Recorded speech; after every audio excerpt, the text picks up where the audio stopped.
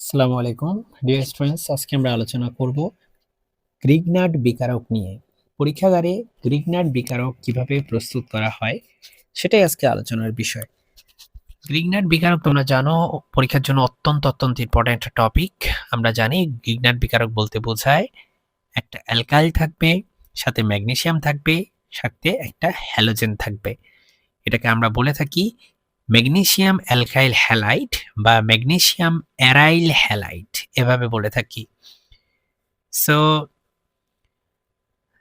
প্রস্তুতি, যেহেতু তোমাকে জিজ্ঞেস করছে পরীক্ষাগারে কিভাবে এটা প্রস্তুত করবে, সো প্রস্তুতিতে সরাসরি আমরা চলে যাব। এরপরে প্রথমেই দেখো, শুষ্ক ও বিশুদ্ধ অ্যালকাইল হ্যালাইড অ্যালকোহল মুক্ত ইথারে দ্রবীভূত করা হয়। দ্রবণটি শুষ্ক ও পরিষ্কার ম্যাগনেসিয়াম টুকরার মধ্যে যোগ করা হয়। ঠিক আছে, এরপরে হচ্ছে প্রভাবক রূপে সামান্য আয়োডিন যোগ করা হয়।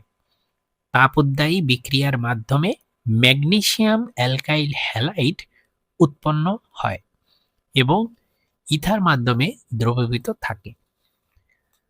সো আমরা এখানে দেখতে পাচ্ছি যে এটা হচ্ছে অ্যালকাইল মূলক, সাথে হচ্ছে একটা হ্যালোজেন আছে।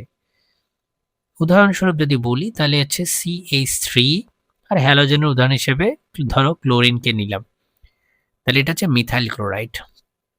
এটাই হচ্ছে RX। তার সাথে ম্যাগনেসিয়ামকে তুমি নিবা এবং তারা একসাথে যুক্ত হয়ে হয়ে যাবে অ্যালকাইল, ম্যাগনেসিয়াম অ্যালকাইল হ্যালাইড হয়ে যাবে। ম্যাগনেসিয়ামটা জাস্ট মাঝখানে চলে আসবে এবং এটাকে আমরা বলি গ্রিগনার্ড বিকারক। এবং পুরো ব্যাপারটা ঘটানো হয় শুষ্ক ইথার মাধ্যমে। আশা করি বুঝতে পেরেছো আজকের আলোচনা। আসসালামু আলাইকুম।